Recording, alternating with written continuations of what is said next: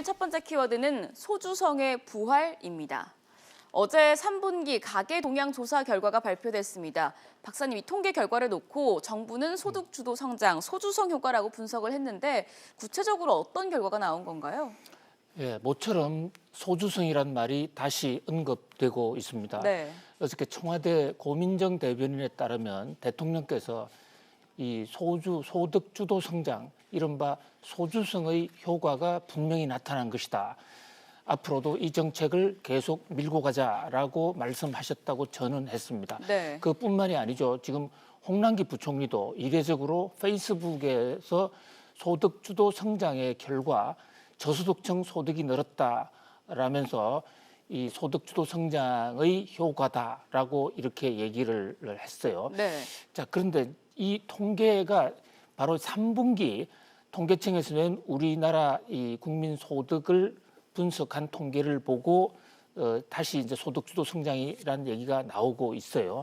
지금 그래픽에서 보시는 대로 가장 못 사는 사람들의 하위 소득이 늘었습니다. 그 바람에 상위 소득은 줄고요. 그래서 이 하위 소득과 상위 소득의 배율, 상위 소득을 하위 소득으로 나눈 이 5분위 배율이라는데 이 5분위 배율이 5.37로 1년 전보다 축소됐다는 것입니다. 네. 지금 이 그래프에서 보시는 대로 한때 5.52까지 올라갔던 이 소득 이 5분위 배율, 그러니까 저소득층과 고소득층의 소득 격차가 그것보다 줄었다. 그런 면에서 소득주도 성장에 효과가 있는 거 아니냐 이렇게 얘기합니다만 지금 그래프에서 다시 보시는 대로 지금 2015년에와 비교하면 여전히 지금 굉장히 그 높은 수준이에요. 네. 작년보다 살짝 낮아졌다는 대목에서 물론 정책이라는 게 하나의 변화를 보면서 희망을 보는 것이다라고 할 수는 있습니다. 그런데 문제는 저 통계의 내막을 자세히 들여다보면 네. 그나마 지금 나타난 이 5분위 배율의 통계도 사실 정상적인 경제 통계로 보기가 어렵다라는 그런 지적이 있습니다. 네. 소득에는 크게 두 가지가 있어요.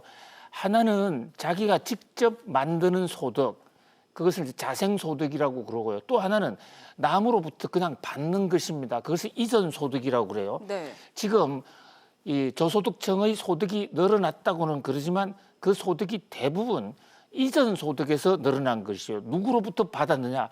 바로 정부로부터 무상으로 받은 겁니다. 이를테면 기초연금이라든지 이런 것을 지급받으면서 소득이 늘어난 것처럼 보이는 것이죠.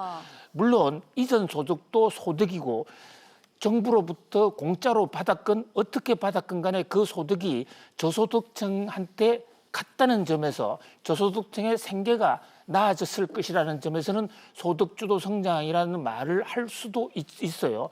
그러나 지금 하위 소득 20% 소득의 절반이 정부로부터 일방적으로 받은 지원금이다라는 얘기는 저 지원, 저 수도 펌프가 끝나면 더 이상 소득이 없다. 소득을 계속 지속적으로 창출할 수 없다라는 그런 측면에서 항구적인 소득이라고 보기가 어려운 것이죠. 네. 자, 지금 우리 청와대나 정부에서는 지난 8개월간 소득주도 성장이라는 말을 일체 해오지 않았습니다. 네.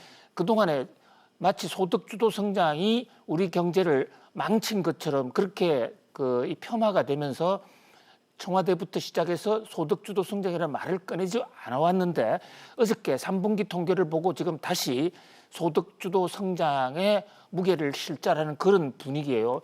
그러나 통계가 저렇게 정상적인 통계가 아니다라는 그런 대목에서 이것은 하나의 청와대나 청와대의 착각일 수가 있는 것이 아닌가.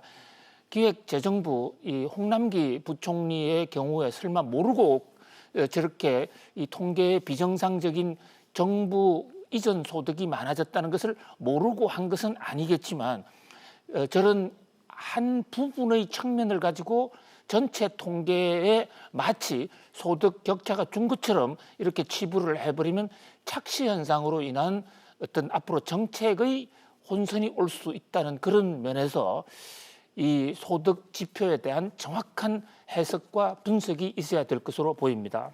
네, 이어서 두 번째 키워드 보겠습니다.